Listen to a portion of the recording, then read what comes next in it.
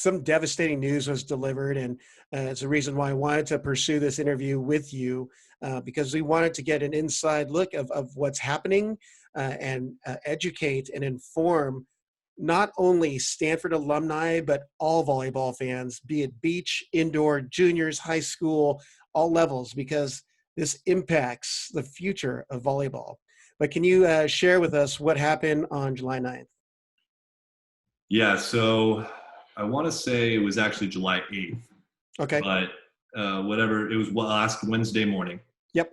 I woke up to an email from the athletic director of Stanford calling me, and as I later found out, members of 10 other teams into a meeting on what we thought would be updates to athletics during COVID-19, as well as information about fall sports, that kind of thing. To the contrary, we were blindsided by a meeting that informed us that each and every one of our 11 programs, including all 240 athletes in those programs currently, had been cut. They would be given one more year to play at Stanford, and then they would be cut from the athletics department. And then as soon as that meeting ended, literally seconds later at 10 a.m., the press release was sent out and everyone else knew. And since then, things have gotten pretty hectic. Now, Kyler, what was your initial reaction to the news? Shock, definitely shock, because I just thought this kind of thing doesn't happen at Stanford. This kind of thing doesn't happen at a school like this. So, I had really just woken up. I thought maybe this is just all a bad dream. I was just kind of hoping. And then, like I kind of touched on earlier, I realized later in the day that I was really going through grief. Mm-hmm. I was mourning the loss of my program, and I was mourning the loss of opportunities for, not only 240 current athletes, but thousands of potential athletes, as the years go on, that, won't have this opportunity to find their community at Stanford anymore. Now, were you with any teammates or anyone, your roommates, when you received the news? I wasn't. I was here at my mom's house. I was all alone. I think largely probably the rest of the 240 athletes were probably in a similar situation. I can't speak to all of them, obviously, but no, I wasn't with anybody. Now, did you contact anyone pretty quickly afterwards to just verify that it really happened? I mean, you mentioned that you were kind of in disbelief. Who was your first call? Well, the first text I actually received was from one of my good friends and classmate JP Riley. He kind of confirmed it by saying, "Oh my gosh, were you at that meeting? Did you see what they just said?" As soon as I saw that, I was like, "Oh no." And so, I definitely reached out to a couple people, but within a few minutes, it seemed pretty clear that this was legit. This was happening.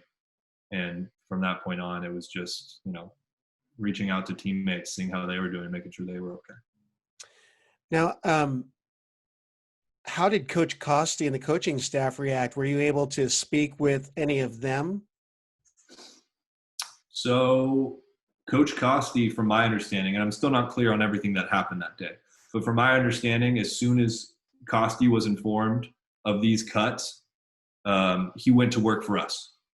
And he spent the rest of that day in meetings and on the phone and talking to people who needed to be spoken with, and fighting for our sport and, specifically our team. But like you said, our sport, because this decision does have ramifications for the rest of volleyball in general, and especially men's volleyball and boys volleyball. Mm-hmm.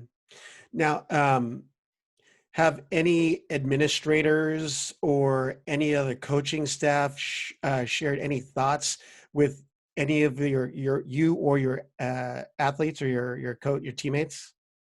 Yeah. So just to finish my answer to that last question, basically Costi, after he was done doing what he could for us that day, he got us on a call. We had an emergency meeting. He said, "We're going to fight this. We're not just going to sit down. We're not just going to lie down and accept this decision. We're going to show Stanford that they've made a mistake. We're going to show them why Stanford men's volleyball matters. And then basically immediately in that meeting, he brought in an administrator from Stanford who, like I touched on before, was basically more of a go-between between the real decision makers and us. Mm-hmm. So it was one administrator of the many who contributed to this decision. And she didn't have very much to say, I would say. She gave us, like you said, or like you touched on earlier, a lot of canned responses that were clearly pre-prepared. She gave us a lot of information on the university's official position, and she didn't really speak to us like human beings. She spoke to us like potential liability. Now, I happened to catch a post by your mom on both Facebook and on Instagram. I'm going to read that here and then ask you a follow-up question afterwards. So your mom had written, "Dear Bernard Muir, who is the athletic director at Stanford, you shook my hand, looked me in the eye, and welcomed me to the Stanford family as my son committed to Stanford University and the athletic department that is under your care. I was so impressed with the delivery of your speech about excellence in all that we do. More importantly, you genuinely welcomed myself and my son to the Stanford family and called the farm our second home. As one of the patriarchs of the Stanford family, I am highly unimpressed the way you abandoned 11 varsity sports and 240 student athletes that you call family yesterday. Not to mention the 22 dedicated coaches and 20 support staff that also comprise your family. The 11 cut sports have won a combined 20 national championships, and student athletes from these sports have won 27 Olympic medals. I hold you to a higher standard. Let's see if you can demonstrate excellence in all that you do."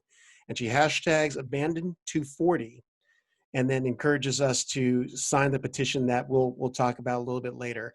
But what has been the general response to your mom's post and the community as a whole?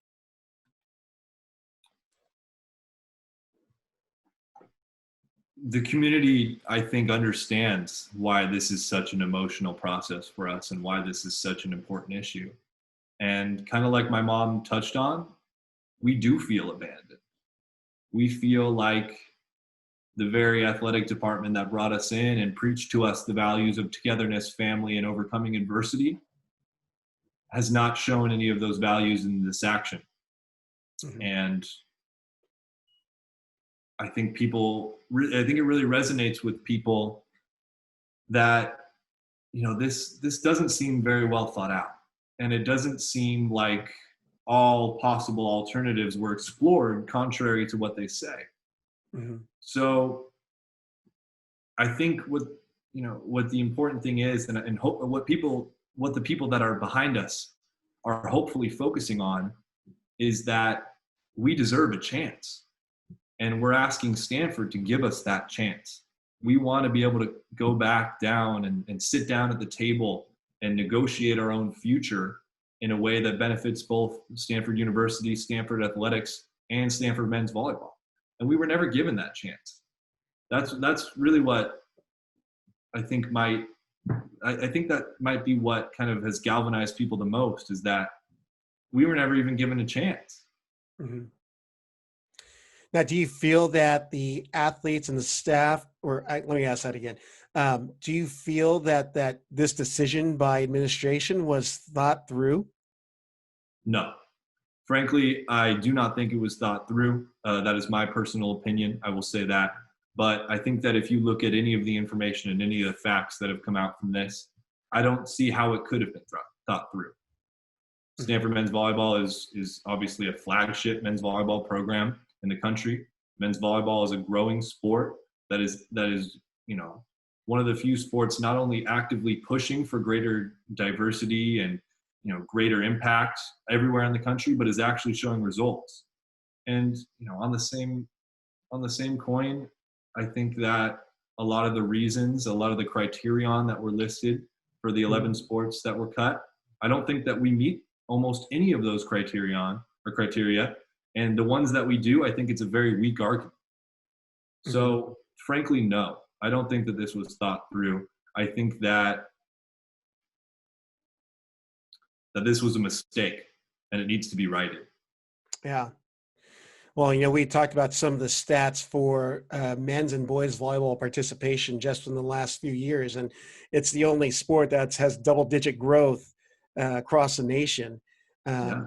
In participation rate, they're projecting by 2022 that D1-2 programs would go above 50 programs, which would mean expanding the NCAA championship field. And so many things were trending upward. So, especially for a big 5-conference school to eliminate such to me, and I'm sure a lot of people agree with me, a highly reputable program with a solid personnel of coaching staff and athletes, just doesn't seem like you were given a fair shot at writing this. No, we weren't given a fair shot, not at all. Now, you'd mentioned that it's galvanized quite a numerous group of people these last few days to maintain men's volleyball. What kinds of support have you been seeing numbers-wise, and what have people been doing? Well, we've received all kinds of support, and to be clear, we are incredibly thankful for that support.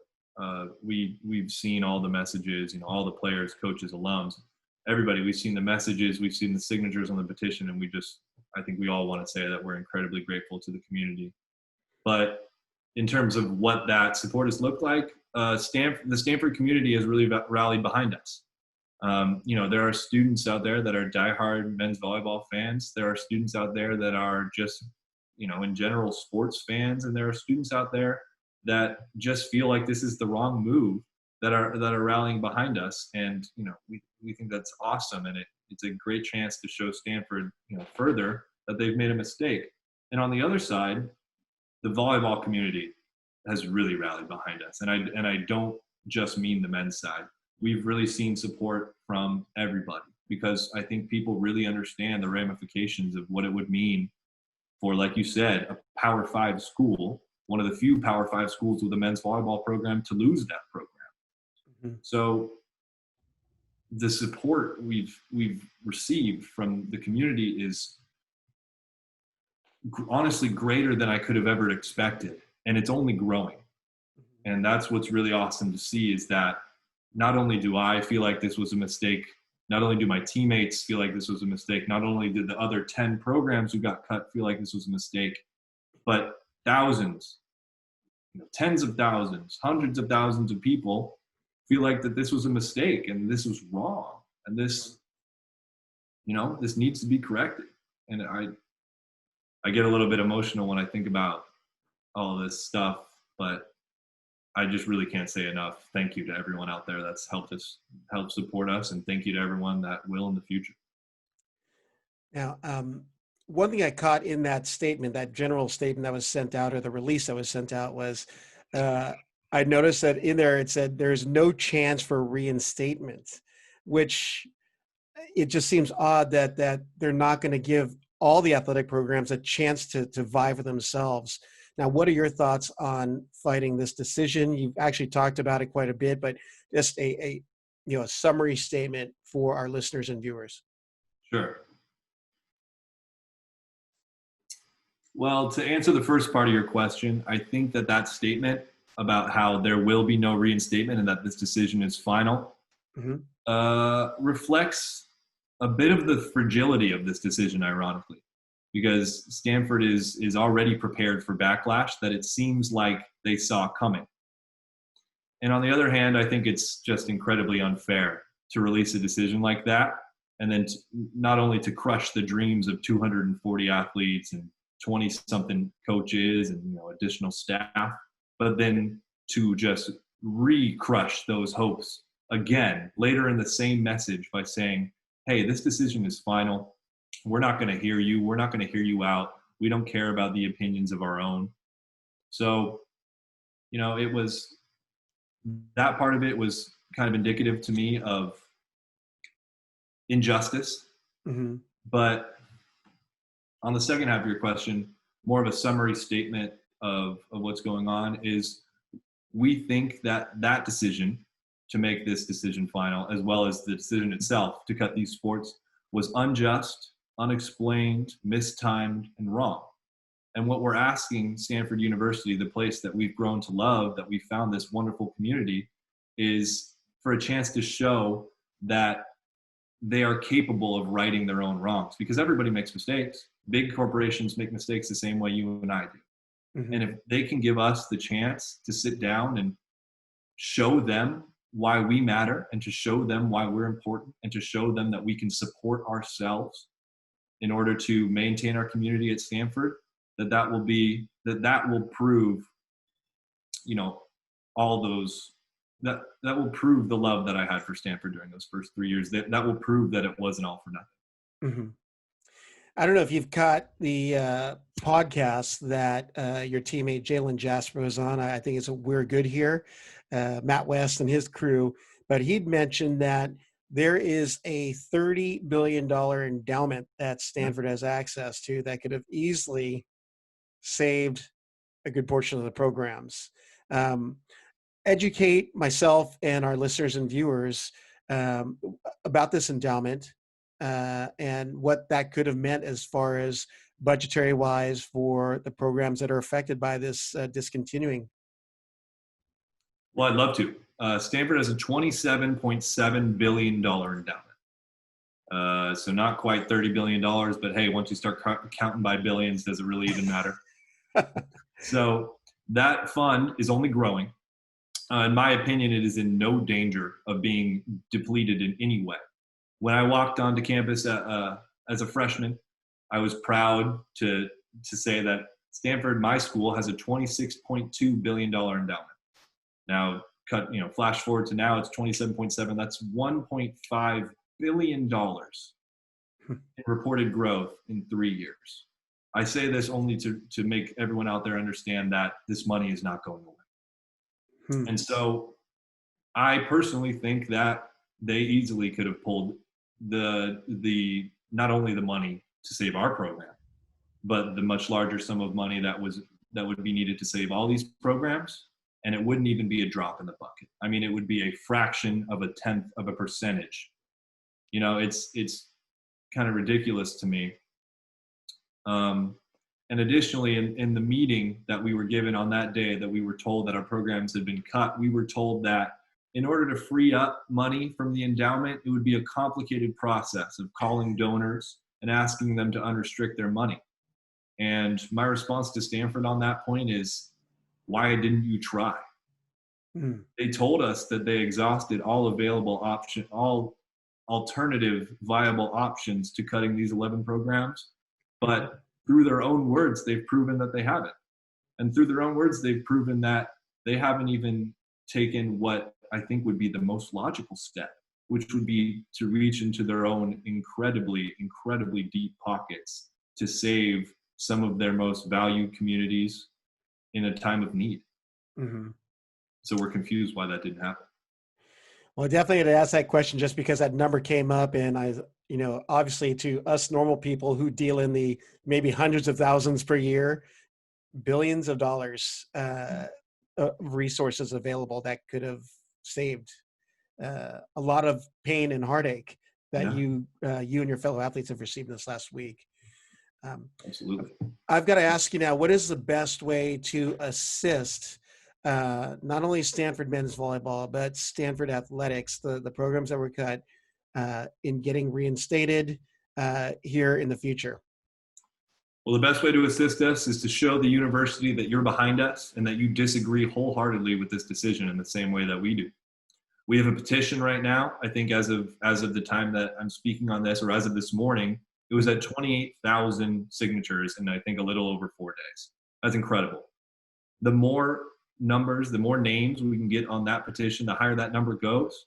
That continually shows Stanford, hey, this team specifically has people behind them, has fans, has people who do not want this to happen. And that's a great way as a start to support our program. A second way is to write in. If a lot of people have a lot of people are wary maybe about putting themselves out there and writing in, to big corporations or to universities like this, but it's truly effective. And I myself right now, I'm working on an email template that will hopefully be in my Instagram bio by the time this goes up, where Mhm. people will be able to just plug their name in and, send it to all the appropriate parties, including the president, the athletic director, our provost. But in the meantime, if you can write a personal letter to people like that, that really makes an impact. That shows that, our team has a reach outside of ourselves and outside of just, Stanford. And Mhm. the third thing is,